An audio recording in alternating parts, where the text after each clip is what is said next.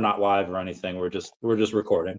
Yeah. All right. So we are here, and we are going to do a Go Collect interview about Pokemon and Pokemon related stuff. Ready to get this, Red? Let's do it. Okay. Yeah. What you got? Nice to chat, Randy. So I guess if for those that don't know, and I'll be sharing this shortly, but the team at Go Collect has just recently announced that, like comic and poster checking, right, fact finding, tracking sales through Heritage Auctions, Christie's Auctions, and all that, right? All the big stuff that's going on in the physical collectible space.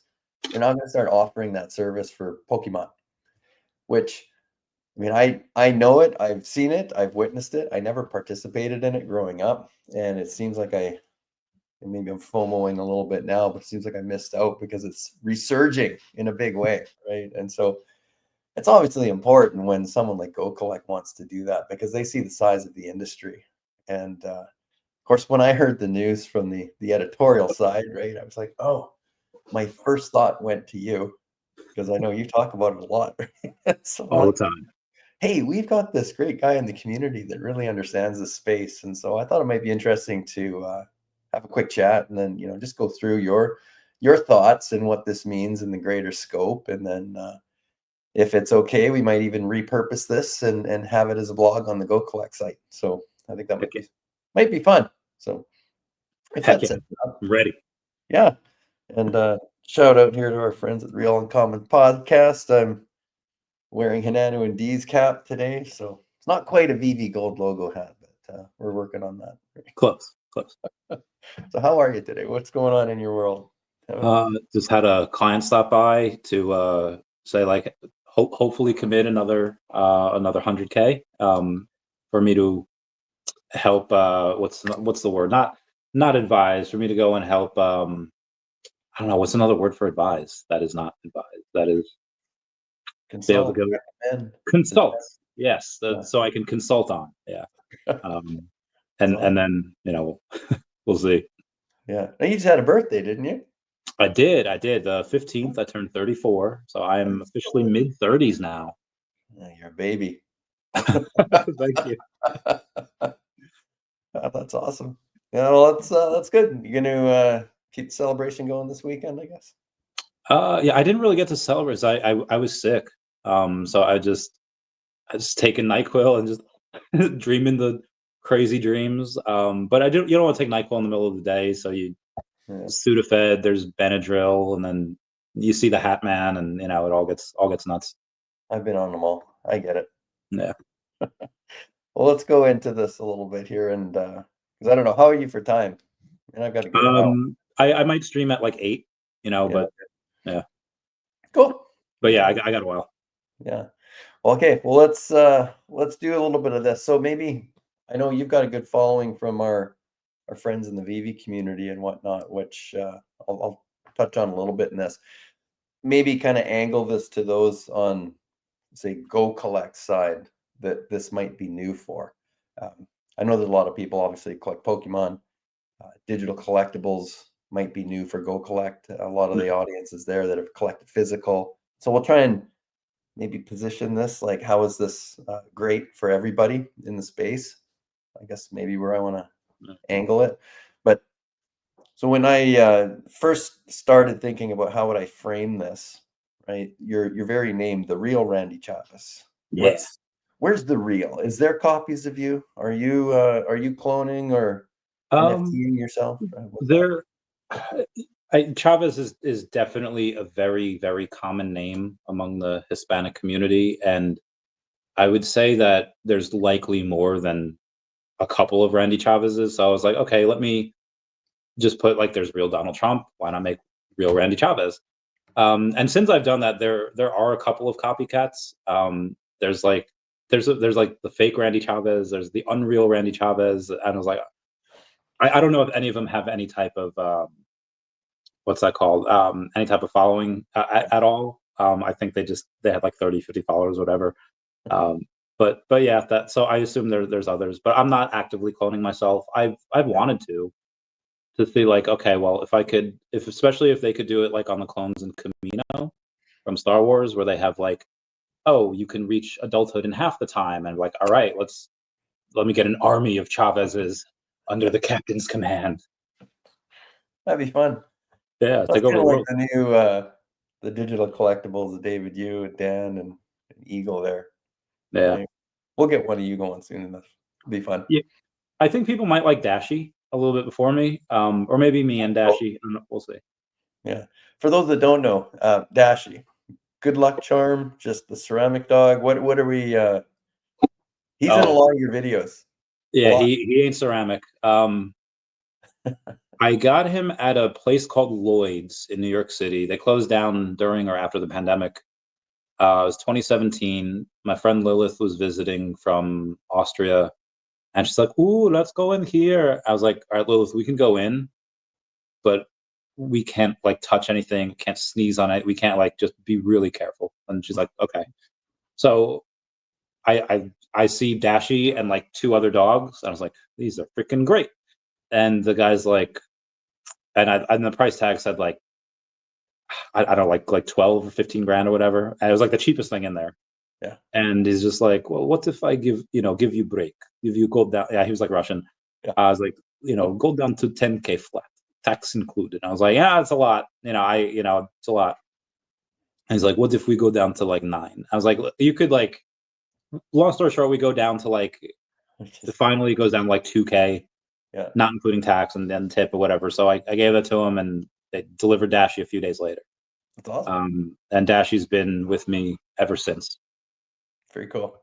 Yeah. So one heck of a collectible there. Love it.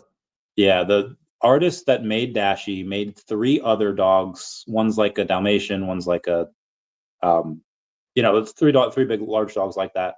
One of them was sold, belonged to this guy in the UK. What that company did was when people die, they buy estates. It's like Storage Wars, but for like estates. And the reason he gave them away so cheap was because that place was like filled, and he had like 2 storage units that were also filled, and they just bought another estate. Like, we got to move stuff. Yeah. So like, okay, but I don't know where the other dogs are. I don't know where. Yeah, it's gone. Did you ever see that Michael Jackson documentary where he went into a collectible store and he's just like, I've yeah, one of I've those, seen that clip. 2 of those, just the guy's just racking up millions of dollars to spend, right? You're like, That wow, commission must have been insane. oh, can't imagine. Yeah, it's huge. Anyway, Yeah. that's cool. Well, how as far as collecting, was there ever a point if you could look back, say, yeah, that's when it all started. That's when I got into this. Has it ramped up more now that we're mid Yeah. 30s? Right? The first thing would probably be, and there might be like stuff when you're a kid, like, oh, let's collect these dirt clods or collect snowballs, like whatever. But the actual like, it would have been Pokemon. I wake Mhm. up on one Saturday morning and I'd say, oh, what is this? I think at that time it was on like the 7 a.m. slot, so it was like really early. Yeah. And then I remember after watching like an episode, I was like, this is really good. I've got to go back and make sure to be up every Saturday and watch it again. And I did. Then it started talking to people out of school, like, yeah, I've seen that. And then it started with like the cards became available, and then it's in the song, it's in the music, like, gotta catch them all. Yeah. So Yeah. Sounds like me with the animated X-Men, right? Saturday morning cartoons. Oh, it's great. yeah. Fun. Yeah. So that's cool. So to anyone that doesn't know, right, what would you say is the what brought you into this as far as now I'm into collectibles and Mhm. it's like, well, who's Randy, right? Where does this become important for someone on like a Go Collect reader that might be like, why are you important? Well, I mean, Loaded I don't know if question. I'm really important yet, but I guess you mean like a notable character in Yeah. the Where do you collective, figure like where's your space in Pokemon? Like if you call yourself an the early Pokemon master. expert, have you been like you're deep down this rabbit hole compared to many Oh of yeah. us? And so Um, so it for the part where people will start to care would probably be 2020, where I started going over Pokemon sales data. For those of you that don't know, PWCC, super large auction house, mhm, and once every like 6 weeks, they would have they'd be like, hey, send us your Pokemon cards and we'll sell them for you on our eBay channel. Because people that have tried to sell stuff on eBay, it's really hard to get noticed. You're amongst a flood of millions of other people doing that. Yeah, But PWCC had like such a big name, such a big following. They would sell your card on an auction block on eBay. It started on a Thursday, and then it ended on a Sunday night that next week. So it was 10 days later. And they would be like, they would take a percentage, consignment, however much it was. I don't really know. I never sold anything with them. But there was this place called E4, which is it's like Reddit for Pokemon. And you have stuff, okay, here's for people that want to buy, here's people that want to sell, people that want to trade, and there's all of these like subreddits, but there's sub like parts of the E4 website, short for Elite Four, super awesome group in Pokemon. And there's a place called like just sales, like for people to discuss what had gone on. And I wasn't the only person that posted there, but on those PWCC auction days, on like every 6th Sunday, I'd be like, guys, Caterpie just sold for like $100. What the fudge? And I would be like posting there like all the time. And I was like the only one. And I was like, okay, kind of talking to myself here. I've like all this like autistic data of it. And I wrote everything down. I was like, this is like a 8% increase from last weekend, but it's like a 20% increase from last week, but only a 10% increase from the last auction, because you had it might have only been a 10% increase from the last sale, but it was a 20% increase from the last auction that happened. And I was like, okay, I have to talk about this. I have to get it out. Mm-hmm. So I started the YouTube channel really to talk about all the Pokemon sales data. And it wasn't just the auctions that have it. News happens every day. These sales happened all the time. And in 2020, so 2016, the hobby got a big boon from Pokemon Go. And then in like 2018, everything they didn't like crash, but there's peaks and valleys in that Pokemon market. And that was a big valley in 2018, 2019. And I was like, at that point I had, a big boy job. I was out of the military and I was making some money. So I was like, let me start buying these cards, but let me not buy any random cards. Let me buy all the cards that are first edition and are graded PSA 10. Because if you have like a Pidgey, they're a dime a dozen. Mm-hmm. But a first edition Pidgey from base set graded PSA 10 was like only a couple hundred of those. So the reason I got started with that was I had emergency surgery because my appendix exploded, and my liver had like done something wrong like not too long before then, or not too long after that. But after I get out of surgery, I was just like, okay, I have to go in and I have to fill my childhood dream of collecting all of these cards at first edition PSA 10. Mm-hmm. And then I had some knowledge from it, be like, hey guys, I bought these down here in 2018, 2019. And now like they're doing this run up. Something weird is going on in 2020. When I started doing this and I documented all of it. And then slowly but surely people are just like, hey, I bought this card, I searched this card, or I want to buy it, and I found your video. Can you like tell me about it? And I would tell them like all the sales data, how many of them that were PSA 10 or PSA 9, how many were graded recently, and like why would somebody want this card when they could just get a cheaper option, a PSA 9 or whatever, and going back and forth. So I would get those more and more often, and then the pandemic happened, Right. and then so I decided to put $30,000 into this new business of buying and selling Pokemon cards because I saw something there. And the pandemic happened and everything shut down. I was like, oh my God. My first business was like a wreck. I thought I had to shut that down. And this business was just like, okay, people can like barely afford to pay their rent. People like can't afford to pay their house because they're not working. The government won't let them work. I'm gonna like lose everything that I just put into this. Yeah. But then people started getting those $1,200 checks. Right. And I saw a lot of the people that were buying these, they were not, some of them were like in their 40s, but a lot of them were really in their 20s and they were living at home and they didn't have mortgages. They didn't have, they just got this free $1,200 a month, and this is what they were doing with it. And some people were working remotely. Some people doing 2 jobs remotely, getting 2 full-time salaries. Is nuts. So as I started documenting these, I started getting more and more subscribers, and I started getting into these things called like grails, like trophy cards. Mm-hmm. And I don't want to make this is going to be like an insanely long article. I'm so sorry. Yes. We might as well just try to like release this as like a podcast or something, Yeah, and then yeah. We go into. I get this thing. There's a trophy Kangaskhan. So a trophy card is usually something that's only given out at a specific time, at a specific place, after doing a specific task. Okay. So, for example, like Trophy Kangaskhan, you had to be at a parent-child tournament in Japan in 1998, and you had to have won a certain number of battles in order to get this card. There was like maybe 40 of them that were graded at the time, like 10 or 11 were graded PSA 10. For the PSA 4, I got for X amount of thousands of dollars, however much it was. Yeah. And people were like, whoa, that's like a grail. And I was like, yeah, I think it is. And then I start getting into these trophy cards are worth like tens of thousands of dollars. And it's not like, okay, there's only one on the market and it's listed for that, confirmed sales for this. And I start getting into these groups, and then I pay a record price of $80,000 for this one card, Trophy Kangaskhan PSA 10.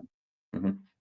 And in general, people were saying in my life, like, hey, listen, you're buying these Pokemon cards and you're spending like a couple $100s on them, and you could be buying like stocks. Like you're not like young 20s, you're mid to late 20s, Mm-hmm. and you should be. I was actually almost 30 at the time, and like you should really be buy like gold, buy silver, buy any of these. And I was like, but these are like really undervalued. And then when I started buying like these higher end cards, especially this, it wasn't just normal people, like normies, talking to me about wasting my money, but it was people in the Pokemon community that were saying, listen, that card has never gone for that. It's like double the price of the last sale, or triple the price of the last. Actually, it was like quadruple the price of the last sale. Last sale was like 20-something thousand. And no, that's too much. And I was like, well, listen, what I've seen is that all of these cards in the first issue PSA 10, the rest of my collection, I've been in this for a few years now, have done like a 6x. And this card has not, trophy cards haven't really moved, and they're going to. And then less than a year later, I sold it for $279.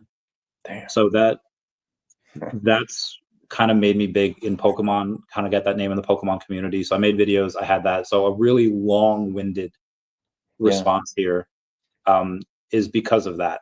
And Mm-hmm. I still have the record sale for that card. That's awesome. I mean, it's really compelling to hear that, right? I mean, just the value of what you find valuable from a collectible. It's I mean, it's interesting to see, because I look at it from, where's the crypto space encroaching on the fiat space? There's a lot of people asking that. If I only have $100 a month to invest, and I'm being told to put it in the traditional, your mobility stocks and your S&P 500 and all that, yet you're seeing the, obviously the effect Bitcoin is having on the entire ecosystem, you start to question, well, where would I put those dollars? And now look at the world that's coming out of this, right? So you and I met, for those that probably, might not know, right? We met through VeVe, which has been life-changing for me, right? I've been exposed to an incredible amount of people that I didn't know before. The bulk of them have been collecting something, entire lives, be it comic books, posters, you name it. But now we have a shared space that is connected to really the cryptocurrency industry. And like it, hate it, run from it, embrace it. We're chatting because of that. We're on a live stream on 2 different parts of North America, talking about mutual things that we respect, right? And so to me, that's really galvanizing, because I think that's what's the next evolution of collectibles, right? We'll talk a little bit about future Pokemon and all that stuff, but if anyone wants to look up, if you haven't seen on Twitter, for instance, X, Mr. Falcon, right, where he took his family, I think that was in England, London, right? And they did I that. think so. Yeah. I think he's British. Yeah, and when they did that live event where you had to go to various parts in a park so people weren't running out into traffic and crosswalks with their faces in their phones. Right? We saw that happen once. But what a great experience to share with the kids or his family, right? So he's out in the active, in open, being active, getting fresh air, all that kind of stuff. And, and here they're collecting things digitally, they're scoring points for it. It's connecting back into a world that he experienced. Now he's sharing with the next generation who's going to grow up and probably be 100% digital on this type of collectible, right? And so it's really where I see the progression. So, I should ask too, right? Because I mean, VeVe is such an important connection for a lot of this, right? Where was your first VeVe moment, right? Was it through the token, like on the crypto exchange, or what was your first collectible? Yeah, so VeVe was a weird one because I didn't really hear much of it. I might have heard something of it from Earth 2 Mastery. He was one of like the first YouTubers. I think Crypto Rain was the first, but I think he was one of the first YouTubers to do like videos on it. And the reason why he might have mentioned it to me in passing, but I didn't really pay attention. It wasn't until I started searching OMI, and the reason I did was because Earth 2 had teased that their crypto was going to be on GoChain. Okay. So I was like, okay, let me look at Etherscan. Let me look at all these things on GoChain that have a high amount of tokens with a very low volume or very low market cap. And I was like, okay, what's this OMI token? And then his videos came up, and suddenly I was like, hey, what is this? It's like, I thought this is a crypto, but it's like NFTs. I was like, are they? I'm very confused here. So I after a couple of videos, I was like, okay, so the VeVe thing is, I called it VeVe at the time. It's like the VeVe thing, like it's a business, and the OMI token is supposedly going to power their app. You're gonna be able to buy NFTs with it, and years later, now we can, so that's fun, and we'll be able to buy more. But as soon as I found out, I saw a video on like who the people were. I didn't know who David Yu or Dan Carruthers was, but I knew Al Kahn from Pokémon. Right. And then I immediately called my friend Dan. I was like, bro, you got to sell everything and buy this OMI token right now. And then I go into the app, and then the first thing that I saw, well, I saw a bunch of stuff, but I saw they had Adventure Time. Like, oh, I love this, because they had the Japanese version of Cartoon Network. They only had Cartoon Network for Japan, and that's why the Donnies were messed up, because they could only buy them in Japan. Mm-hmm. And I really like Ice King, because outside of, I think, Rugrats, which was on Nickelodeon's on different network, they had on Cartoon Network, that was the only show that only kid show I've ever seen that has really talked about like dementia to like kids in that way. I was like, that's real. So I got him, and then I wound up getting like the whole cast. But that was like my first intro into VeVe. Yeah. Yeah. Similar. I mean, I came in more in the comic route. I also did the first thing. What was his name? BitBoy Crypto. Mhm. I just going through YouTube, and he ran one episode about NFTs and what they meant, and something along that line connected with me, because I've been in digital media marketing management for over 20 years, right? I mean, I understand, you kind of watch where the developers go, right? Yeah. What are the platforms they're building on and whatnot, and all of a sudden they're starting to move into the space, and I thought, boy, the tokenization of real world assets, that seems to make sense to me. I mean, safety deposit boxes were used to store items of value. What happens to that if I have everything digitally verified on a ledger on the blockchain, right? And so that kind of caught my attention. And then exactly the same thing. Oh, you suddenly have access to this world of collectibles that they were coming up with. And it was the exact same thing. That there was an interview that David and Dan did with Al Kahn. And I said, how did they meet him? How did this happen? And then all of a sudden, it was my big aha moment was when they dropped Marvel Comics #1 with Journey into Mystery and Fantastic Four #1, right? And I just said, okay, these are interesting, right? Because I've got a Marvel Unlimited account. I mean, I can read comic books online. I can go into a comic book store and I can buy facsimile versions of them or reprints. And how did that suddenly change? And what was it that Marvel saw? Right? And why would they want to be associated with this? And all these questions were going in my mind, right? And I was waiting, right? Like something's going to go wrong. This is obviously, it's not real. This can't be real. And then Marvel put out an article on marvel.com that introduced VeVe and their new digital assets. And I thought, okay, that's validation for me, right? And that's where I started getting in. And then it was James Bond, and I'm like, oh my God, James Bond is here. What? So it's just now, what do we have to do? Like 200 different licenses that are on here. We have a It's lot. mind blowing, right? But it's still, I mean, it's relatively new, even though we're 3-4 years into this. In digital media, I mean, I still get clients after 20 something years of the internet being around asking me, what's SEO and why is it important? Right? These things take time, right? Yeah. And so I'm a patient guy. I'm not too worried, but I see these levels of excitement that the community is sharing, and then all these advancements, and then I see Go Collect, suddenly getting into the Pokemon world to augment all the stuff they're doing with the world that I loved in comics, and it's just all these things are coming together, right? And so I love how that's swirling. Um, so are you doing anything right now? And I don't know if you need to answer this or we can move on, but the Pokemon world that you're in, is this something that you're actively trading? Are you consulting others? Is there like a business or a side hustle Um, that's coming out of this? I was thinking about doing it because I've seen other people come in that weren't Pokemon fans that were just like, hey, I just want the best of the best. And I've seen other people say like, okay, buy this, and that, X, Y, and Z. And then they come in from like World War II memorabilia, or they have like gold that was like traded on like the Union Pacific Railroad, like in like the 1800s, and it's like they like old money, they like old stuff, and a lot of times they knew Pokemon was something that was worth it, but it wasn't old enough for them. Like a quarter of a century was not old enough. They Mhm. wanted something 50, 100, 200 years. But they saw the value in it, and I thought like, okay, well, I can do that. I know these high net worth individuals. I can go in, and long story short, it kind of turned into something else that would be a bit more profitable. Like crypto, Mhm. and like advising and consulting on that.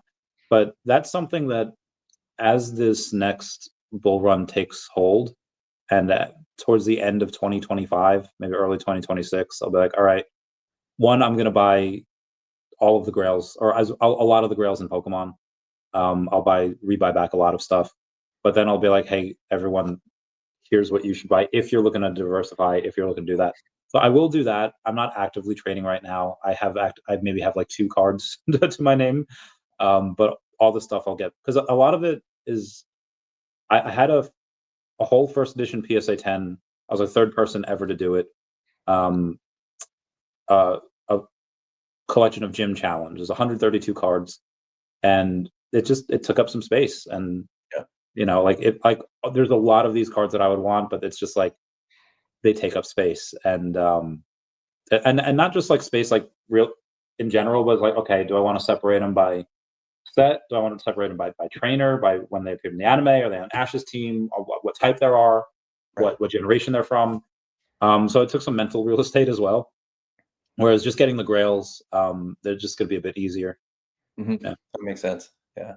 Do you when you think about value for someone that might be new to this, that right, comic book collecting, we understand how CGC, for instance, go through a grading system based on the quality of the actual book, right? Are those similar traits when you're moving into Pokemon? Are there some cards that they're graded based on their quality, or is it the scarcity, or is it how hard were they to find on the planet to bring in and all that kind of stuff? So it is, in general, you have PSA, professional sports authenticators, that were synonymous with Pokemon, and then and they would grade in. Okay, let's see the centering. Are the borders, are they a little bit more border on the right, border on the left, top and bottom? Then are there any scratches on the hollow, if it's a hollow, or any scratches on the card in general? Then on the back, is there any edge wear? Is there any whitening? Or any spots? So those are kind of the main things. And then, and they were from like 2018 to 2020, they were fairly accurate. And then again, when people got those $1,200 checks, they got kind of overrun.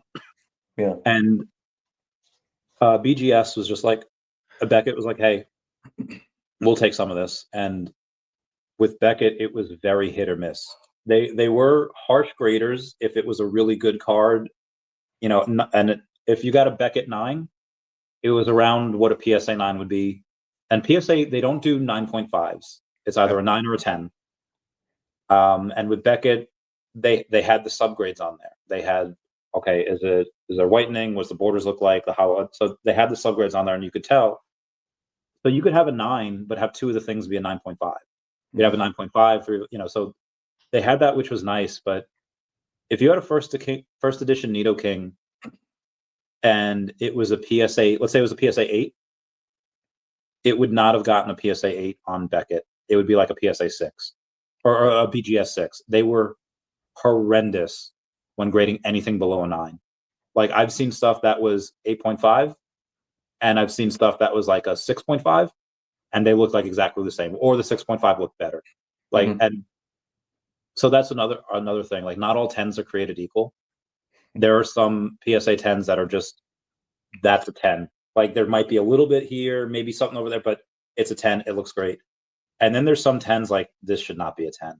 Yeah. Like, this should definitely be. Maybe it's slightly stronger than a 9, but that's where we would come in as far as people be like, oh, I got this.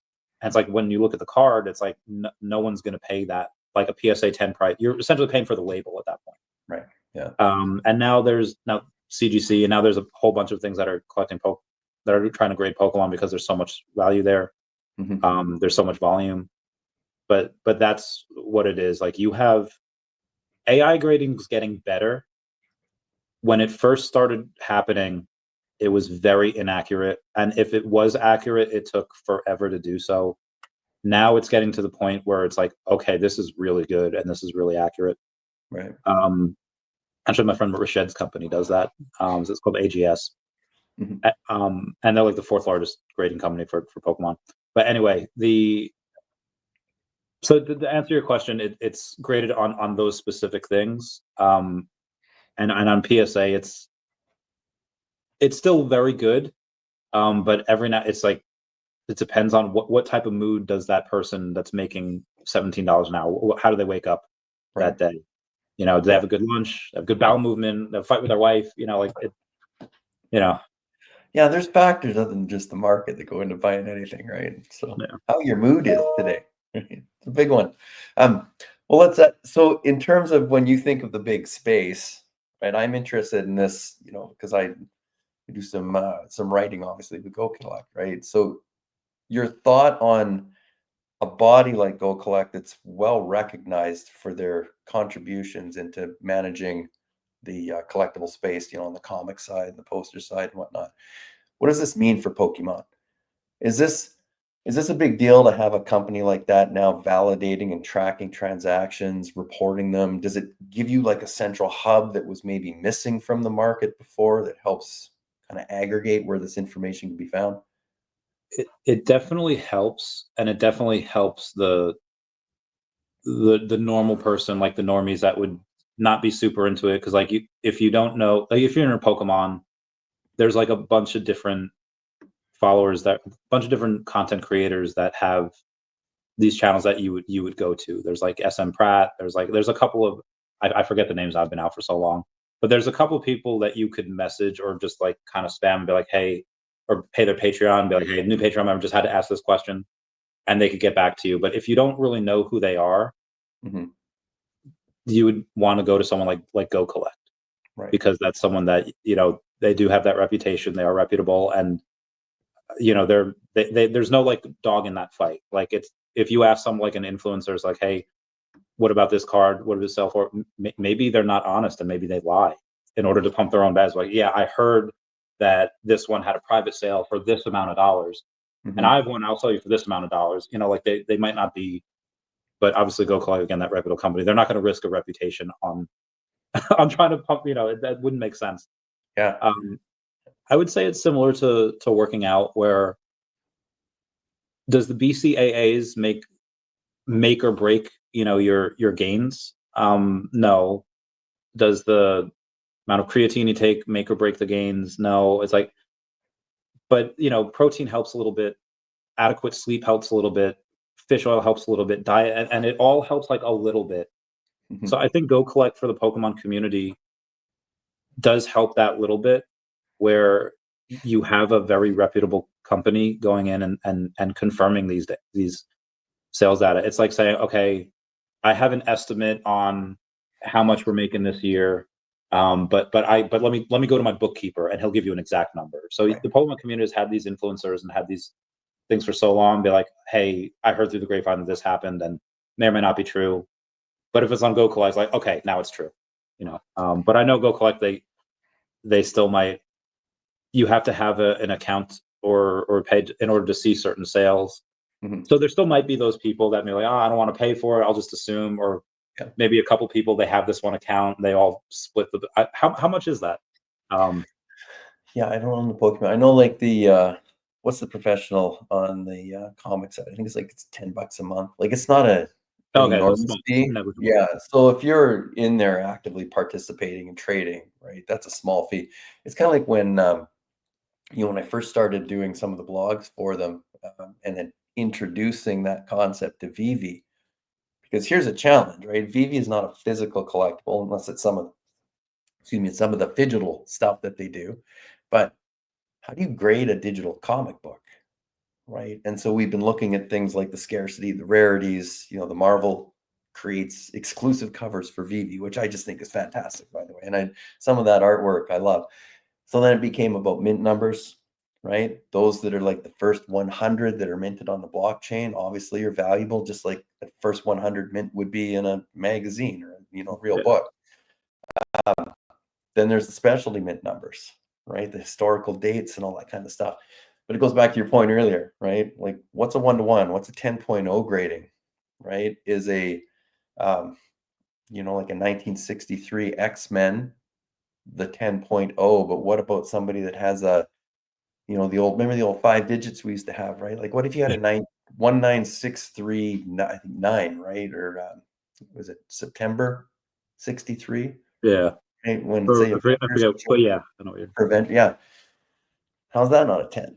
Right? It's even more accurate because you've got the month and the year, right? So I mean, there's all these question marks that come out of grading because people want to understand the value of what they hold, right? At the end of the day, it's like what you said earlier in your story. It's what's personal to me, right? What impacts me. I just bought a secret rare, Fantastic Four #1, and if he's watching, shout out to Clever Jerk, right? Because he helped me pull this off. Oh, I love him. It's my 4-digit year plus the 5th digit is the month of my birthday, right? And I love the Fantastic Four, and it's one of my favorite comic books. I've hunted one in real life for 20 years. I don't have $1 million to go and buy one, right? Yeah. But I was able to become one of only 600 owners of that digital asset on the planet, and it's got my birth year and month on it, right? I mean, incredible meaning. And so no, I don't need to worry about a CGC grade on that. To me, it's priceless, right? That might be the piece out of all the stuff that I own on this app, right? That might be the one thing that we keep in the family and we keep pushing that, down along the line. But boy, the rest of it's fun and trading. So I guess, and maybe just on the VeVe side, I know it's always been when Pokemon. Are you still hopeful? Are we I don't want to, Um, Johnny I mean, negativity, but I still think there's some reason that there's some if potential. if we were to run, let's say we were in advanced technology and we could make a world simulation and we could run it from here and we do it 100 times, I'd say more, and we look for the spot. Okay, does VeVe wind up having a partnership with Pokemon in some way, and are Pokemon on the app?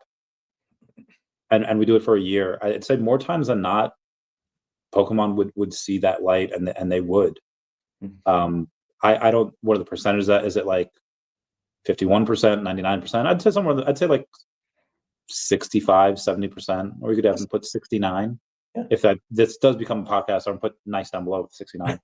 Because I mean they have I mean you could look at it like Schrodinger's Pokemon.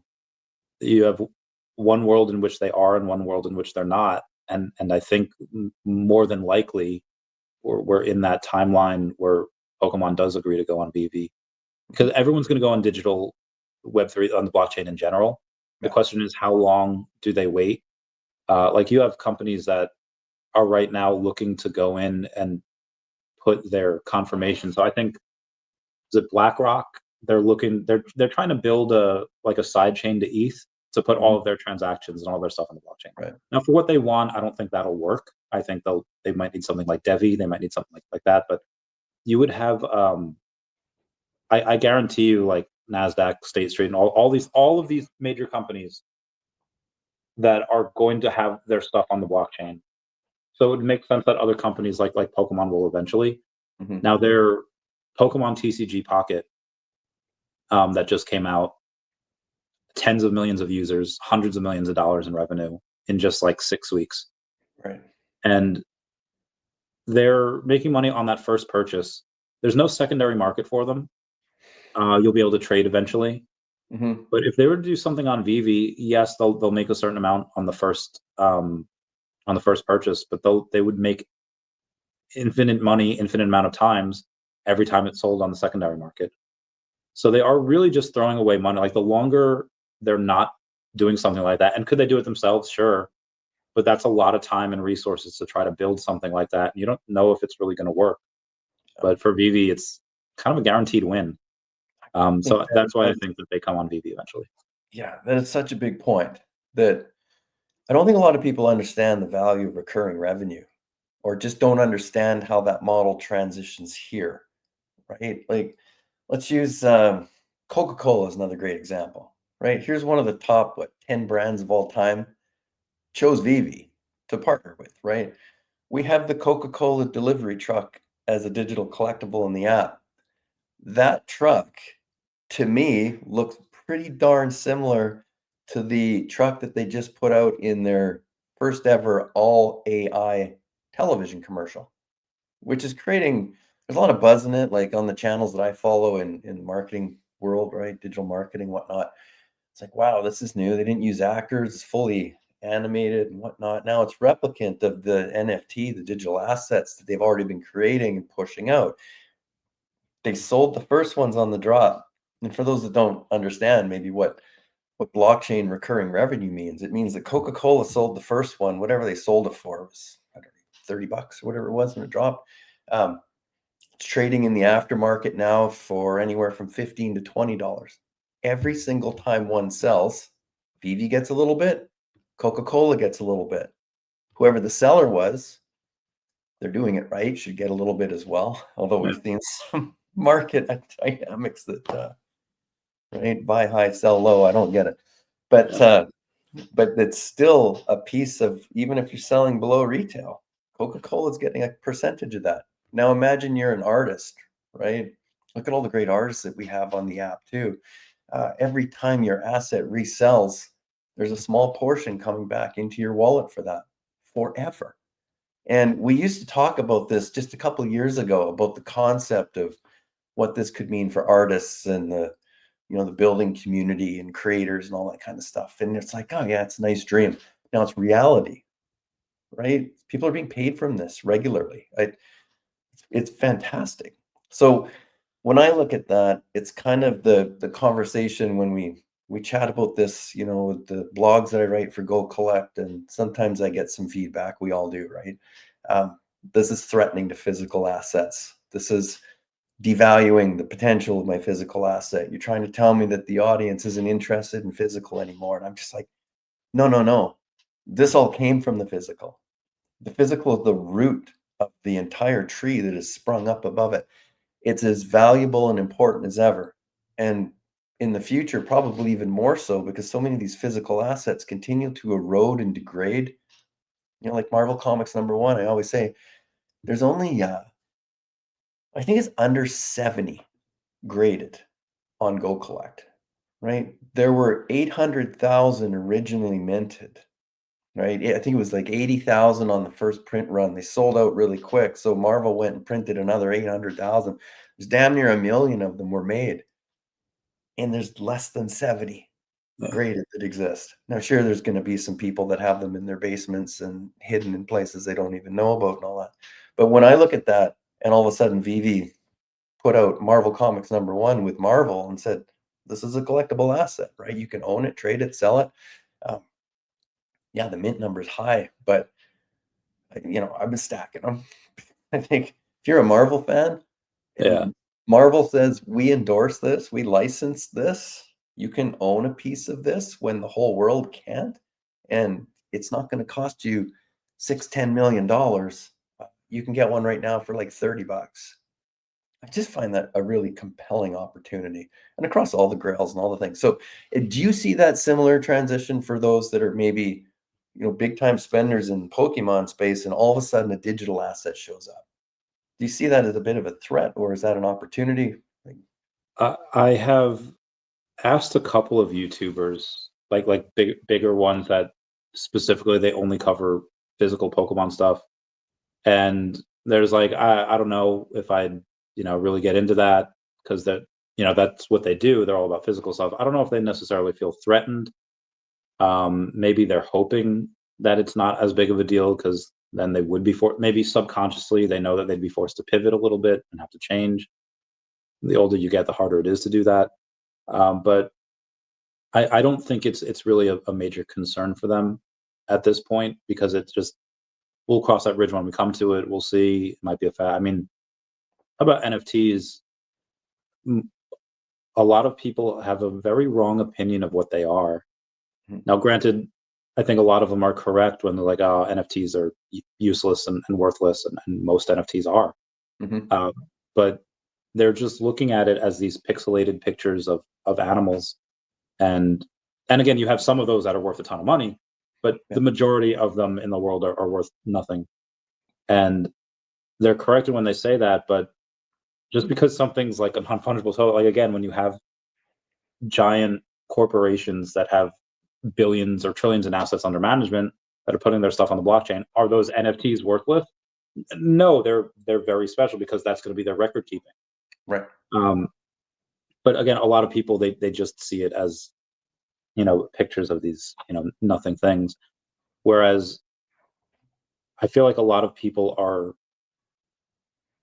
they're fighting, but they're slowly realizing, okay, if Sesame Street's doing it, like every time Sesame Street comes out, I don't want to be too mean here. Maybe I should. Yeah, I I don't know your level of education. You seem to speak very well, highly successful. You have a nice TV in the background there. I assume you own your house. I probably should Um, turn that off earlier. I gives it some was flair. watching Ben's interview on the Uncommon podcast right before we got on this. So, But I think people can go in and see on how we're talking about these things and be like, okay, even though I might not agree with them on certain things, what they're saying makes sense. They're mhm, not these crazy moon boys. They're not these people that are super anti whatever. But if you take a look at, I think the Vanity Fair article that was posted about Cookie Monster going on the blockchain. mhm, If you go to some of those comments from some of those people, and it happened with Big Bird, it happens every time. If you take a look at some of those people and just look at the comments, you would think like the world is ending. You yeah, would think that like there was literally a comment I saw like Cookie Monster is going on the blockchain, and now everything in my life is worse now. yeah, What? And then you look at and I get it. Like, am I are we like the prettiest people on earth? No, no, but take a not look at some of these people. That some of I'm not these gonna do my people, side profile, 'cause, yeah. some of these people that are like so anti this NFT, something that they don't really understand, and you look at their profiles, and it's like, and how they're whining and complaining and like really bellowing out. They're Yeah, talking about anti something they don't understand.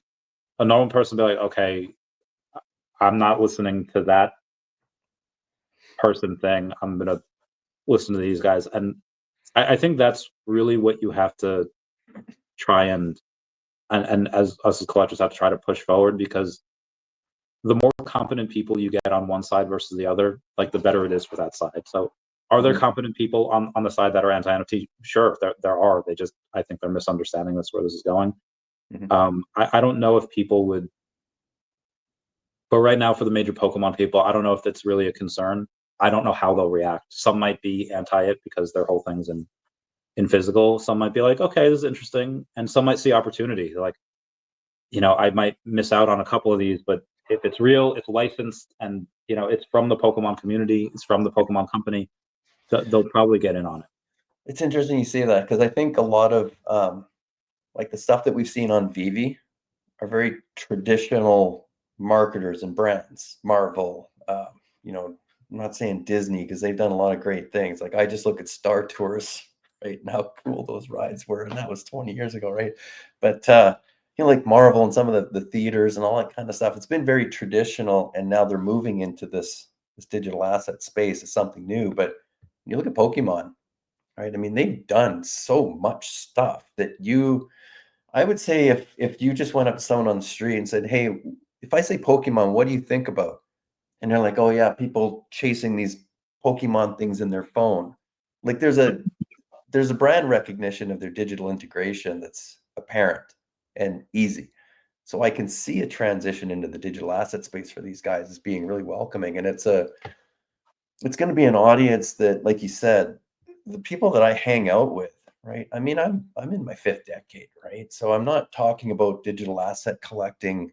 Maybe I do with my son because he's kind of interested in this right now, right? He can have all the stuff on his phone, and right, I don't have to worry about storing it, porting it, all that kind of stuff that we did as kids, right? How do I even get to the comic book store, man? I had to scrounge for change to get the bus to go downtown, right?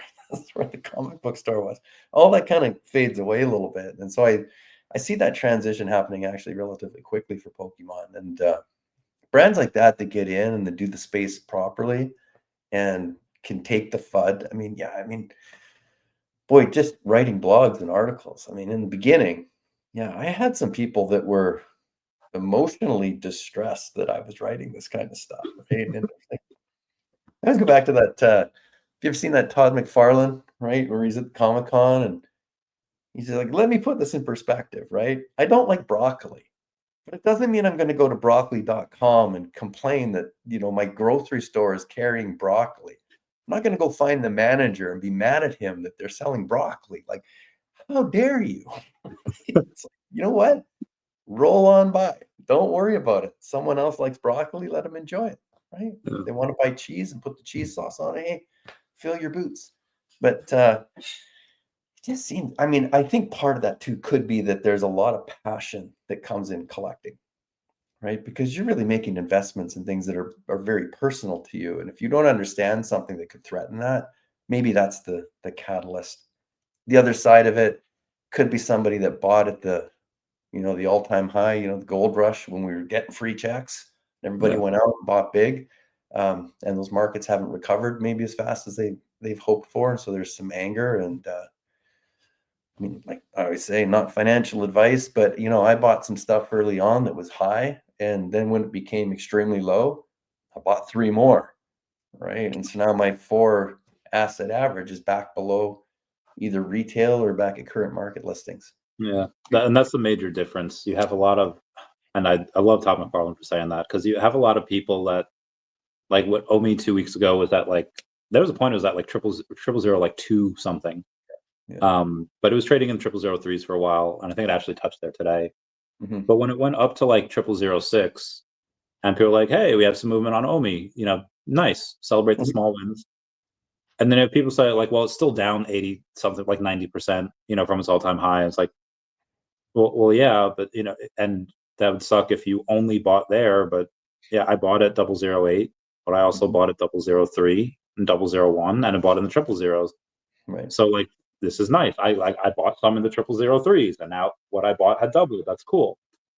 And a lot of the people that were talking about, they were just mad because it's still down. Yeah, from where you bought it, and you never dollar cost averaged. Right. And yeah, a lot of the older people or more sophisticated investors, they kind of did what you did. They'll dollar cost average, or they just they have their bags and they're not looking at it, and they're either way they're not complaining. Right. Yeah. Yeah, I'm the same. It's maybe not everyone knows the strategy, right? You took a chance, you bought something. I still think in the space it's one of the narratives that's hard for whether you call them NFTs or digital collectibles or assets or whatnot. The media likes to showcase the failures, right? I come from a world of publishing where if it was negative, it could make the front page. If it was positive, you're on page 15, right? This negativity sells. And so that sparks interest. It drives page views. It gets traffic going. And it just seems like those that can shout negatively get a lot of airtime, right? Yeah. Where those that you just quietly play the game, right? And just, enjoy it. Really, it's at the end of the day, you might collect Pokemon, I might collect James Bond. Do I care that you collect Pokemon? No. Do I care that you win from it? Yeah. I think it's great. Anybody that has something of value that they hold, maybe they can turn into something later. I mean, that's wonderful. It doesn't matter to me what that is, right? I don't get into those conversations because it's right. I like Fantastic Four and Daredevil, right? Yeah. Other people, right? Thundercats. You pick your poison, right? And so that's where that all goes. So let's Thundercats #1 was pretty good. I enjoyed it. The ending was really good. yeah, right. And that's the thing, right? There's so many different options out there for everybody. That's why the space is big. I know Ben, the new co-CEO of VeVe, right? He talks about this all the time. He's like, let's not put this out of position here, right? The collectibles industry is somewhere around $500 billion a year, right?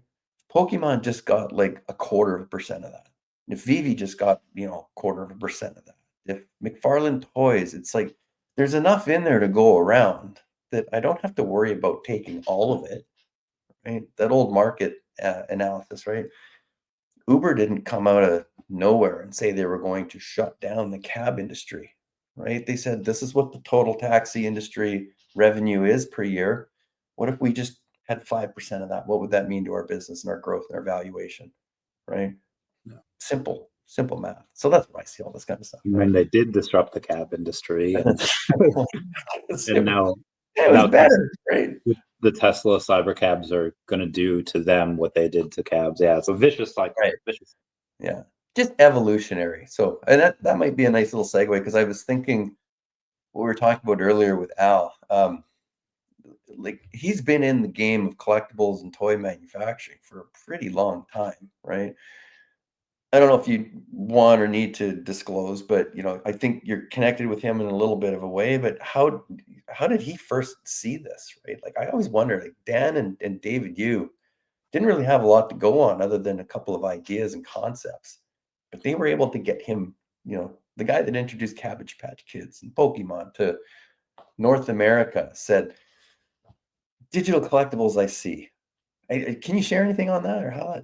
A little bit of insight. It is from other interviews that he's done, so none of it's really like private. There's no like alpha, I don't think. Okay. Yeah. But it was just, had a meeting with David. So David had through him like the Pokemon license at like 17. Like it's like the youngest person to ever get the Pokemon license. And when they eventually met up, he was just Al was impressed with that. They obviously exchanged emails, kept tabs on one another, and they've been friends for a long time. And then like 7 years ago, when David talked to Al about this, Al said that he didn't 100% wrap his mind around it, but he's like he knew something was there. Mhm. And I've seen that before, where I've seen some older guys that like maybe like they're in stocks, or they're in bonds, or they're diamonds, or whatever they're in. Like they know something's here with crypto, but they don't, and that's where consulting comes in. So that's what Al knew a good idea when he saw it, and he still does. Al's in multiple other things right now. I can't say what they are, but it's like, how are you thinking of these things? How are you and he's like 78 years old, he's gonna be 79 soon. And it's like, just that type of mind does not come along very often. Mhm. And even though, again, he couldn't really wrap his mind around like blockchain or what that all means, is like, okay, recurring revenue and digital collecting. Again, knew something was there, and because he trusted David, and has been successful in multiple things in the past, he's like, okay, let's do it. Right. Yeah, Yeah. it's crazy.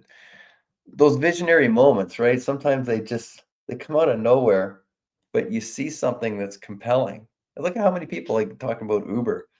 Like there are a lot of investors that shunned it off. Yeah. Right? How are you going to disrupt the taxi cab industry? Right? These guys pay $250,000 licenses to own a cab here in Vancouver, for instance, right? Like that's an enormous thing to overcome. And they did, right? And Airbnb did similar things, right? Which of course is it's under attack, right? Did the hotels want their hotel revenues back, their travel revenues, right? These are disruptive technologies, but I do see digital collectibles. I mean, disruptive comes into it because it is shaking up the space. But I mean, I've said this a lot of times myself, right? I mean, it's back when I was 12 years old, I think when I bought my first comic book, right? It was Daredevil number 54. Paid $1. Never sold it. I love the artwork. And then I bought, a couple hundred more, and that kept going. And then suddenly I'm uh, 25, let's say, right after a 10-year run, and I got bills to pay, and I'm talking about potentially getting married and buying condos and mortgages. Like life caught up, right? I went over 20 something years having never bought a comic book. And now that VeVe showed up, yes, I buy a lot of comic books digitally in that app. But if you showed my screen, right, my office here is now full of physical comic books, right? I get them as gifts. I get them as, I go to a store. We went antique shopping with my wife and my mom, a few months ago, and there was an old copy of Dazzler sitting in there. I'm just like, Sweet. there she is. She looked good, right? Maybe she'll be in the MCU soon. Who knows, right? But now that book is in my house, and again, that nostalgic feeling of going out and collecting and buying and hunting, and you smell the paper and all that. Yeah, there's some real physical asset tangibles that you can't get with the digital, but boy, the digital, I can read it, I can carry it with me anywhere, I can share it, I can sell it. Just don't have to worry about storage and insurance. I see that as a really appealing thing when you start talking about things like Pokemon as well, because you're already having fun with the asset from their apps and their space already. This is to me like the next evolution, right? So I see that going pretty cool. I know I was reading an article. I guess shout out to the Hustle, which is a newsletter. I get a business newsletter, but it's talking about this is from November 20th. How Pokemon Go will build a large geospatial model, right? They had 200 million people in 2016, right? Hunting for Pikachus. 200 million people, right? That's their asset set that's going to move right into this with everything else that's happening. I mean, that's a good thing for Go Collect, right? When you talk about audiences that might be interested in this type of stuff. But now they're using global positioning, and there's a crypto app that I think it's kind of like the Google map cars that are restricted because they can't get down certain lanes or venues that are too small, but you can with your phone when you're walking, right? And so Pokemon wants to take advantage of that. Like No. again, just another evolution, like imploring the assets of the digital to bring the physical space together. I just see so many cool things happening in the space that should hopefully overall start to quell all the negativity around the NFT space, right? And I know you like kind of don't necessarily work for Go Collect and you can't really like speak for them. But what do you think, or what do you think that Go Collect might feel about that?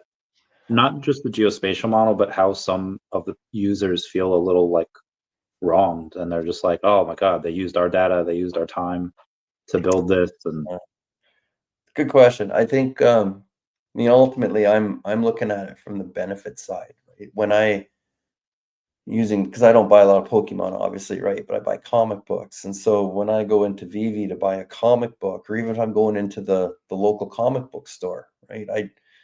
I went in, I tried to get X-Men '97 and the animated, and I tried to get buddy of mine Denis, right? Go grab some. They were sold out, right? You couldn't find them anywhere. But I went in to Go Collect first, right? How many are printed? What's going on? What are the sales looking like?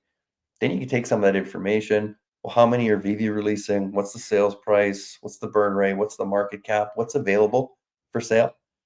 So I'm using those two systems all the time to help me make as informed a decision as I can, right? Especially on the stuff where it's not just floor listed items, random mints, right? Like if I'm going in, I'm investigating dates. When were these things released for sale? When were the books published? What was the year that happened, right? How many copies? What remains? How popular are they, right? I know Comics Crypto talked about this all the time, that scarcity versus popularity debate, right? And here they're both blending together. So I just see that as a huge thing. But I think from Go Collect too, I mean, that's an opportunity, right? They're going to track all that. They're going to list assets for sale on eBay, right? I mean, there's obviously monetary stuff that happens on that space, but I just I think they've picked a good one. In terms of a category, um, I don't even like Pokemon is just on its own, right? Like, what would you call it? Like collectible monsters, right? So Well, it translates to pocket monsters. pocket monsters, right? Yeah.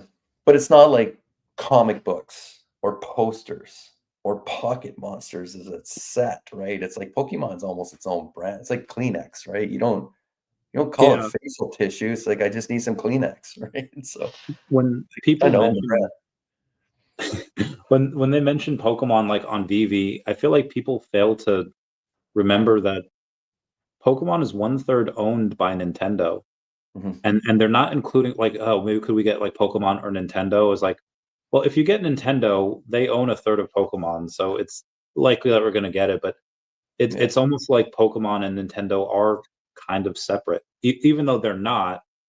Just because, okay, you have the Mario Brothers, and you have Ness and Lucas from Earthbound. You have Samus and Captain Falcon. You have all these other you have all these other Nintendo characters, but Pokemon has such a crazy world where, in general, they have like 1,000 characters, and that's just the monsters, not including the trainers and the gym leaders and the other stuff. Like I think what Pokemon did in the '90s and 2000s, they took what Power Rangers did, which they had a formula. Mhm. They The humans start doing human stuff. Rita has a monster. She throws down her staff, makes her monster grow. They fight the monster, and like that's it. And that was every episode.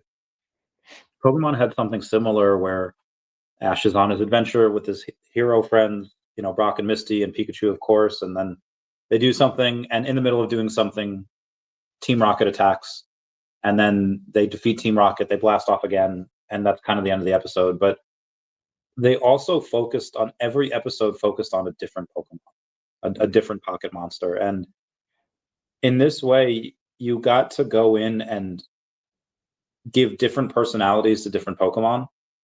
And that one Pokemon could speak for, like, there's Bulbasaur, and he's kind of like a badass.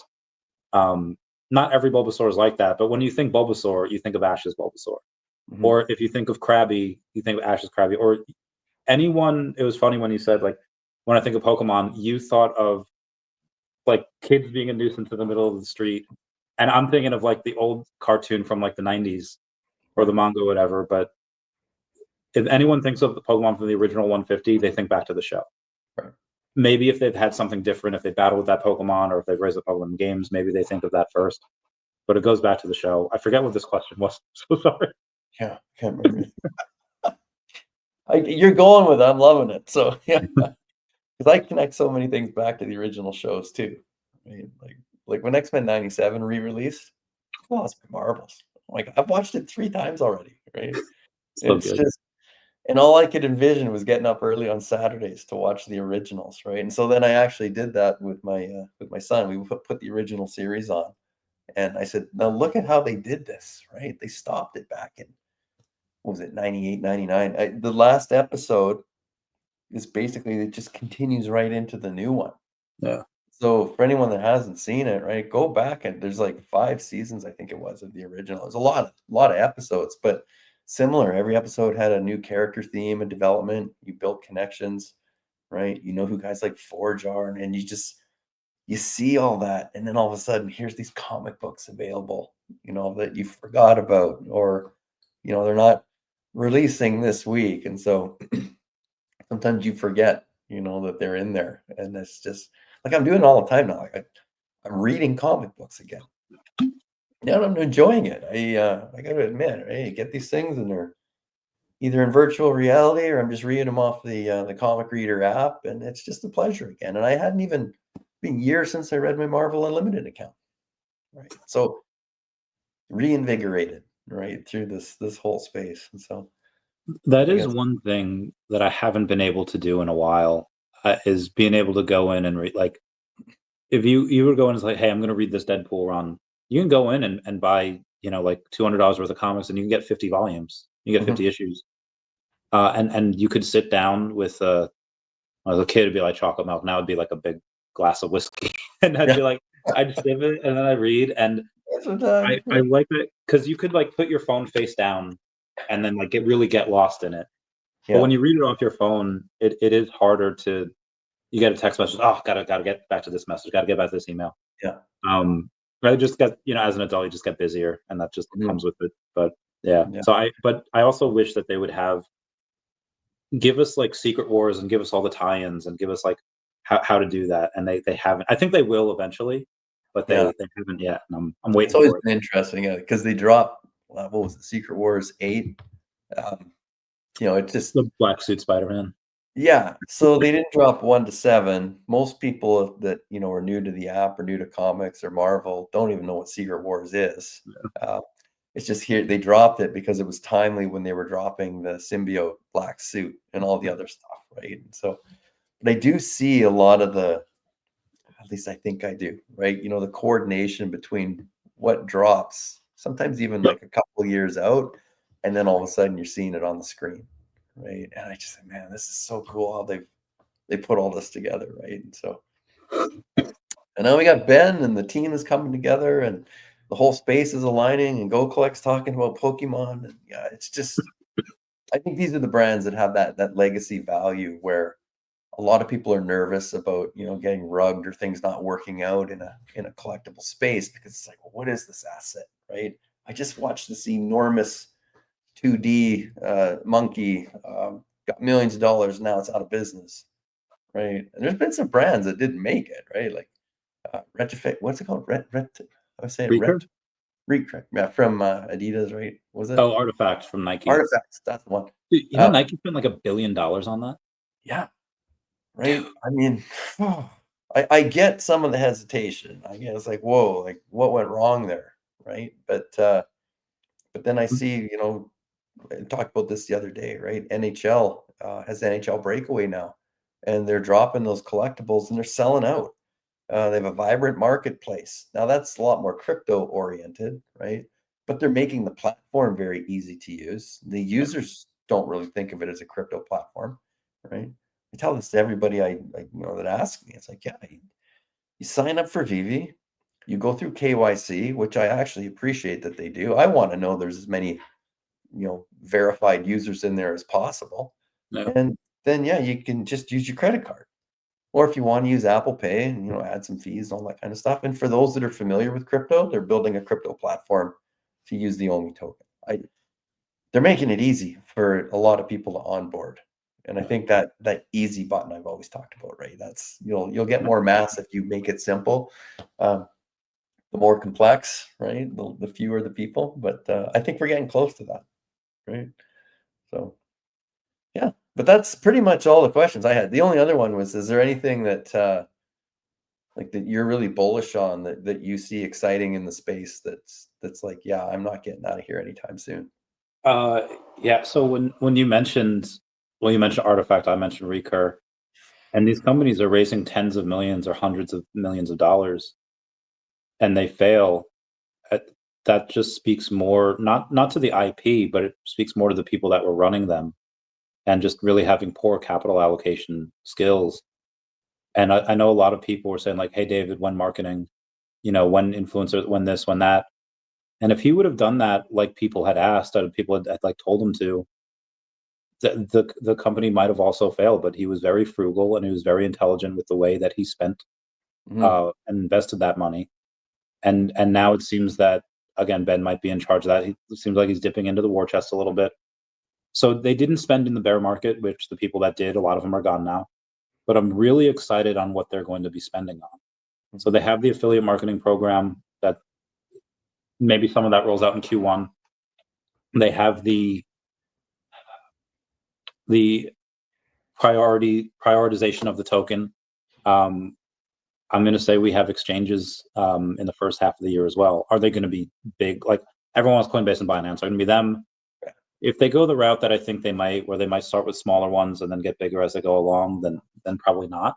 Yeah. Or they could go big. And Binance, I don't know if I would ever trust those. They're very predatory with their.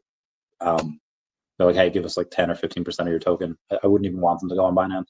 Mm-hmm. But I'm excited for see what Ben is spending the money on, to see if we're going to be able to, maybe they could buy a content creation company, or maybe they go in and maybe they don't build their own game, but they buy a game, or they buy they could raise money. There's so many things that they could do, and I'm very curious to see what they are. Because Mm-hmm. even if they didn't do anything, that NFT narrative will come back. And once it does, like, I mean, yes, you'll have the Pudgy Penguins and the Bored Ape Yacht Clubs and the Crypto Punks, but you're also going to have like actual license, like Superman and Batman and Spider-Man and Powerpuff Girls, and you're going to have these comics, and people want to go and invest in the company that has these tokens. They're going to invest in the OMI token, or they might invest in the VeVe Gold logo. Those are some of the main things I'm bullish on. What's going to happen, and love him or hate him, Trump is going to be very positive for crypto, and as that goes into Bitcoin, Ethereum, the top 100, that will trickle down into alts, and the bigger it is for Bitcoin in the top 10, the bigger it's going to be for alts and NFTs. Right. So that's what I'm really excited about. Yeah, that old rise all boats, right? And then maybe we get a one Pokemon. I mean, maybe towards the end of next year. I don't know. We'll see. That'd be fun. Well, yeah, I see that too, right? When like Disney puts their D, when they put the statues, when Star Wars and was it Lucasfilm and Disney, right, chose VeVe to put the first ever Star Wars sets on the blockchain. Yeah. I mean, it's freaking mind blowing to me, right? Like that's, to me, I look at it going, boy, what if you could figure out and this, I'm sure you can find this, right? But what's the first PDF or JPEG Star Wars ever put on the internet? And imagine if you're just one of 5,000 people that can own that. Yeah. Right? There's value there. Yeah, it's a PDF or a JPEG. Who cares, right? But if you could verify that you owned it and not replicate it and copy it, I think that's the part that once the definitions start to become mainstream, right? Like, how is this not a fax copy? How is this not a replica? Right? How do I not know if this can be replicated over and over and over again? When the validity of, something's minted on Ethereum or immutable, like, what does that mean? Right? I think we're close, but we're a lot closer now than we were 3 years ago. And a lot of people bought into it because they were just crypto enthusiasts that have been around for 15 years. Right. And so evolutions. So I think so too. Yeah. But very cool. I think this is great. It's been fun talking about this because I mean, I just, like you said, right? I write for Gold Collect because I'm passionate about the space, and it's a nice vehicle to vent some of those thoughts. And if just a couple of people share those same reasonings that I do, why they want to participate, that's good enough for me, right? Yeah. I mean, I started making Pokemon videos just for the passion, and now I'm doing stuff that I've never dreamed of doing. So keep doing it and see where it goes. It might take you crazy places. Yeah, for sure. Well, Randy, well, thank you very much. Yeah, we'll end the recording, and then we'll talk off camera for a bit. Yeah, sounds good. Thanks, everybody. Thanks for the hand and